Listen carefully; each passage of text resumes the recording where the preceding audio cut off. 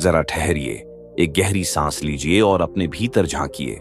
क्या आपको भी कभी ऐसा लगता है कि बिना किसी वजह के मन बेचैन हो जाता है, जैसे कोई अदृश्य डर धीरे धीरे आपकी आत्मा को जकड़ रहा हो? ये घबराहट, ये चिंता, ये बेचैनी क्यों आती है? क्यों हर छोटी सी बात एक बड़ा तूफान बन जाती है हमारे भीतर? क्यों कभी कभी हम अपनी ही सोच के सामने असहाय हो जाते हैं? रात के उस सन्नाटे को याद कीजिए, जब सारी दुनिया गहरी नींद में सो रही होती है और आप अपनी आंखों में नींद लिए किसी अनदेखी जंग को लड़ रहे होते हैं। कल क्या होगा? अगर मैं असफल हो गया तो? अगर सब कुछ खत्म हो गया तो? ये विचार धीरे धीरे मन में घर करते हैं और फिर एक दिन ऐसा लगता है कि हम खुद ही अपने डर के कैदी बन चुके हैं। पर क्या डर वाकई इतना ताकतवर है या हम ही उसे इतना बड़ा बना देते हैं? क्या डर कोई सच्चाई है या बस हमारे दिमाग का एक भ्रम?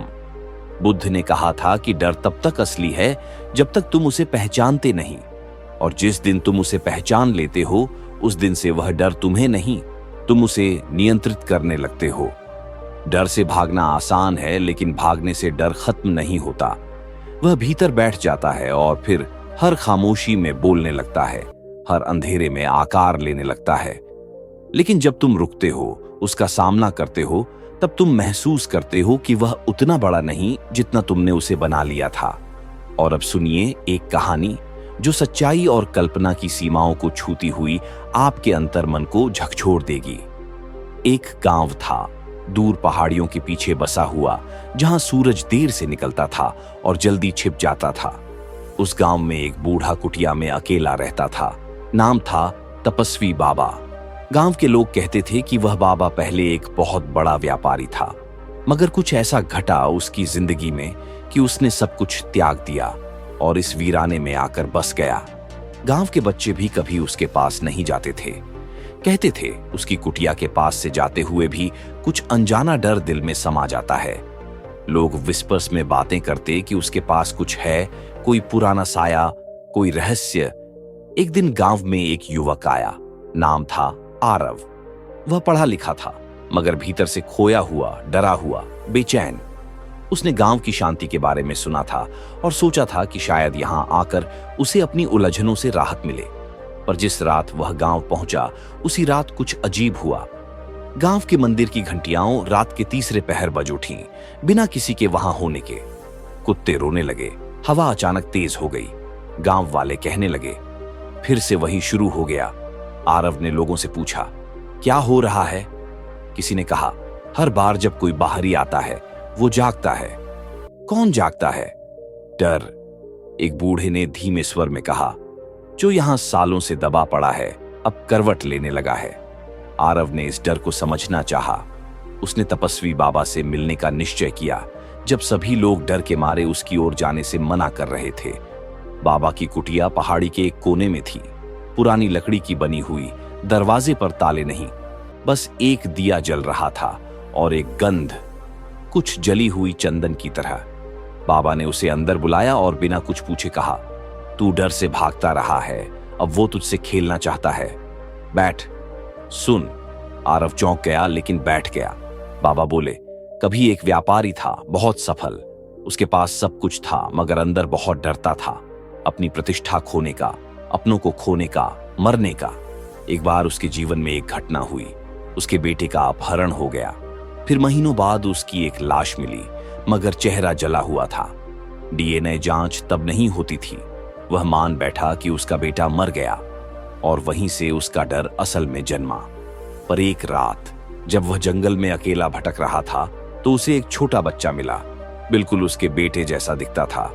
वह बच्चा धीरे धीरे उसकी जिंदगी में छा गया, मगर एक दिन वह बच्चा अचानक गायब हो गया।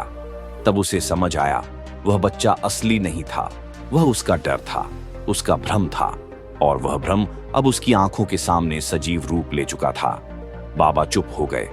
आरव ने धीरे से पूछा, वो बच्चा? बाबा बोले, मैं वही व्यापारी हूं, और वो बच्चा आज भी लौट आता है जब कोई डर से भागता है। आरव की रूह कांप गई। उसने बाबा से पूछा, तो अब क्या करूं? बाबा बोले, भाग मत, रुक, उस डर का सामना कर। खुद से भागने से कुछ नहीं बदलता, उस रात आरव वहीं ठहरा।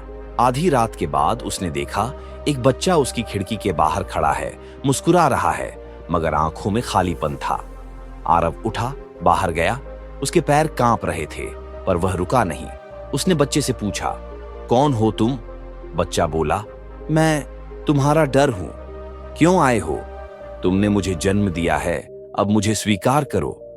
आरव की आंखों से आंसू बह निकले। उसने बच्चे के सिर पर हाथ रखा और कुछ बोला नहीं, बस उसे देखा, गले लगाया और वह बच्चा हवा में विलीन हो गया। सुबह जब वह उठा, उसे लगा जैसे उसकी छाती पर रखा पत्थर हट गया हो। वह तेज हवा जो पहले डरावनी लगती थी, अब शांति देने लगी थी। बाबा ने मुस्कुराकर कहा, अब तू डर को समझ चुका है, अब तू आजाद है। यह कहानी सिर्फ आरव की नहीं है, ये हर उस इंसान की कहानी है जो किसी न किसी रूप में डर के हाथों कठपुतली बन चुका है।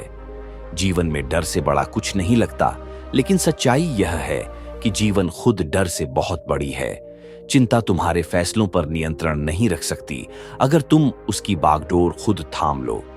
घबराहट तुम्हारी कमजोरी नहीं, अगर तुम उसे अपने भीतर की गहराई से समझ सको। डर कभी बाहर नहीं होता, वह हमारे ही भीतर पलता है, और वहीं उसी जगह पर उसका अंत भी होता है। जैसे ही तुम डर को समझने लगते हो, उसे स्वीकार करने लगते हो, वैसे ही वह कमजोर होने लगता है। डर को खत्म करने की जरूरत नहीं होती, बस उसे दोस्त बनाना होता है। उसे यह बताना होता है कि मैं जानता हूं तुम क्या हो, लेकिन अब मैं तुम्हारे हाथों की कठपुतली नहीं हूं। तुम्हें किसी चीज से डर लगता है तो उस डर के विपरीत चलना शुरू करो। जिस राह पर डर खड़ा है, वहीं पर तुम्हारी असली आजादी छुपी है। जिस काम को करने से हाथ कांपते हैं, उसी को करने से आत्मा मजबूत होती है। जिस रास्ते से मन भागना चाहता है, वहीं चलने से हिम्मत जन्म लेती है।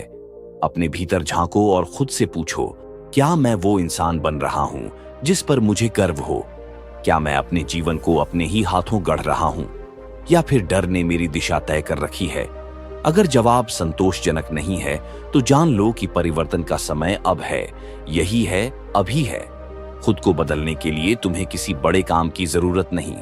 हर दिन एक छोटा सा कदम काफी है। हर दिन खुद से एक वादा, हर दिन खुद के लिए एक नई शुरुआत। यही छोटी छोटी कोशिशें एक दिन बड़ी उपलब्धियों में बदल जाती हैं। वक्त लगेगा, लेकिन बदलाव जरूर आएगा। डर, चिंता और घबराहट, ये सब केवल मन की अवस्थाएं हैं, कोई अंतिम सत्य नहीं। जब तुम ठहरते हो, सोचते हो और खुद से जुड़ते हो, तो तुम पाते हो कि तुम्हारे भीतर ही सब कुछ है, हिम्मत भी, शांति भी और समाधान भी। अब तुम्हारी बारी है। अब सोचो, तुम किस डर से जूझ रहे हो, और क्या आज से तुम उसके साथ समझदारी से जीना शुरू कर सकते हो? क्या तुम आज से उसे दोस्त बना सकते हो? क्या तुम आज से अपने भीतर उस शक्ति को पहचान सकते हो जो हर घबराहट से ऊपर है? अब निर्णय तुम्हारे हाथ में है। डर से भागना है या डर को समझकर उससे ऊपर उठना है? चिंता में डूबना है या शांति की ओर कदम बढ़ाना है? घबराहट में उलझना है या जीवन के विस्तार को अपनाना है? अगर यह शब्द तुम्हारे मन को छू गए हों, अगर तुमने आज भीतर कुछ बदलने का संकल्प लिया हो, तो इस सफर को यहीं मत रोकना। आगे बढ़ो, रोज थोड़ा थोड़ा, और खुद को वह इंसान बनाओ जो अपने ही डर को पीछे छोड़कर जीवन की ऊंचाइयों तक पहुंचता है, ताकि कोई और भी अपने डर से आजाद हो सके। और ऐसे ही जीवन को गहराई से समझने के लिए हमारे चैनल अवतार मंत्र को सब्सक्राइब करें